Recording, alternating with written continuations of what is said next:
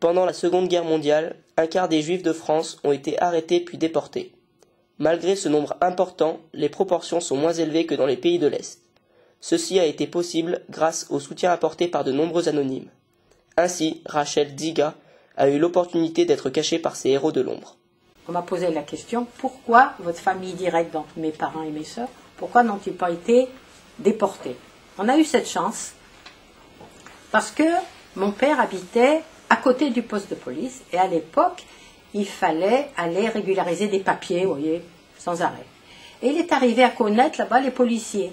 Et donc, en 1942, il y avait des organisations qui s'occupaient uniquement de soustraire les enfants des familles pour pouvoir les cacher. Et donc, nous, en 1942, en début d'hiver 1942, on a été pris en charge, et comme on était famille nombreuse, on ne pouvait pas d'abord tous nous mettre dans une voiture, et secondo, ça aurait paru louche qu'il y ait X enfants dans une voiture, avec le chauffeur, avec voilà. Donc il fallait faire famille, il fallait être deux. Alors, on m'a prise en premier avec une sœur cadette. Moi, j'avais donc presque 10 ans, vous voyez, 9 ans et demi, et ma sœur avait 4 ans de moins, 4-5 ans de moins. Et on a été transportés, on devait aller à Saint-Just-sur-Doisieux, c'est à 30 km de Saint-Étienne, je ne sais pas si vous connaissez, et à Saint-Just-sur-Doisieux, il y avait un orphelinat qui récupérait des enfants. Le bâtiment existe toujours. Donc quand on nous a transportés, si vous voulez, on ne savait rien. On nous a fait notre petit baluchon et on est parti. Alors bon, quand on est gosse, ben on suit. Donc, on s'est retrouvés en voiture avec un couple,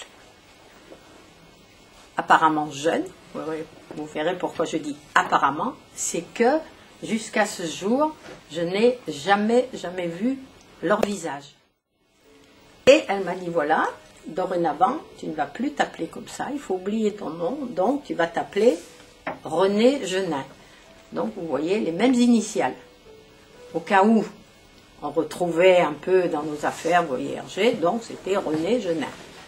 Et ma sœur a gardé son prénom puisqu'elle s'appelait Rose, donc vous voyez, il y avait Rose Genin et René Genin. Donc j'ai porté ce nom toute la guerre. On part en direction Saint-Étienne, on fait à peu près une trentaine de kilomètres, à la terrasse sur Dorlay. Donc il y avait ce fameux orphelinat, il y avait quelques religieuses qui dirigeaient l'orphelinat, et on arrive devant le bâtiment, il y a une porte qui s'ouvre, puisqu'on était attendus, et je vois, et comme la jeune dame qui nous accompagnait marchait derrière nous, bien entendu, on arrive dans un tout petit parloir, et ça n'a pas duré, vous savez, c'était, non seulement c'était noir-blanc, silence, mais tout se faisait rapidement. Donc elle est partie très rapidement, ça s'est fait en quelques minutes. La porte s'est refermée, et je me revois avec ma sœur dans ce tout petit parloir, devant une religieuse que j'avais jamais vue de ma vie, j'avais même pas côtoyé, je crois, dans gamine, une religieuse, vous savez, elle avait, je me souviens, l'habit marron, donc je ne sais pas à quelle congrégation ça appartient. On n'était pas malheureux, on n'était pas... jamais les religieuses elles nous ont dit quoi que ce soit, puisqu'il fallait se taire, donc il ne fallait pas qu'elles-mêmes montrent qu'il y a une différence entre nous et les autres. Un jour, on se trouve tous dans la cour, tous les enfants. Et j'entends dire, on sait que tu es une sale juive. Alors là, j'avais peut-être que 10 ans, mais c'est quelque chose que je ne pouvais pas laisser passer, si vous voulez. Et puis, ça m'était jamais arrivé.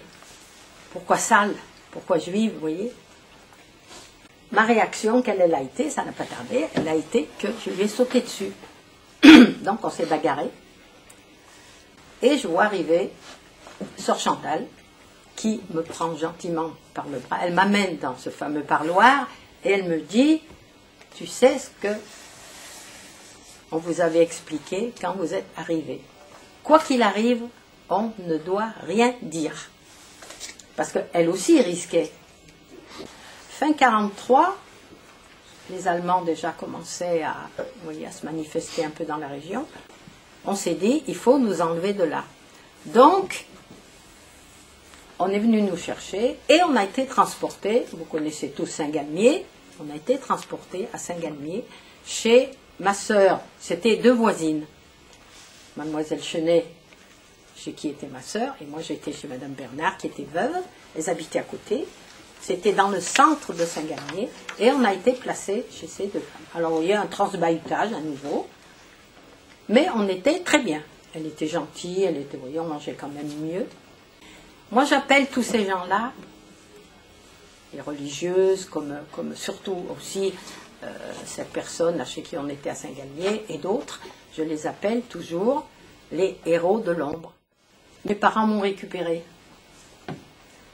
Ils m'ont récupéré et on était tellement maigrichonnes que ma mère, quand on est arrivé, je me souviens, elle nous a fait un visage que je ne lui avais jamais vu. Et elle nous avait préparé à manger. Et comme elle voulait nous changer, elle nous a vus si maigres que ma mère, qui ne pleurait jamais parce qu'avec tous ses enfants, elle n'avait pas le temps de pleurer, je vois, on était en train de manger avec ma sœur, je me revois le tableau, et j'entends des petits sanglots. Et qu'est-ce qu'on a fait, nous, en tant qu'enfants? Eh bien, ma foi, on a remis le nez dans l'assiette, et on était là, on mangeait. Et ce qu'il y a eu, même après la guerre, mes parents, c'était une chose très importante, nous ont jamais parlé de la guerre. Depuis 1963, ces personnes non juives qui sont venues en aide aux victimes de la Shoah sont considérées comme des justes parmi les nations. 2 communes ont également reçu la médaille des justes, Newland aux Pays-Bas et le Chambon-sur-Lignon en Haute-Loire.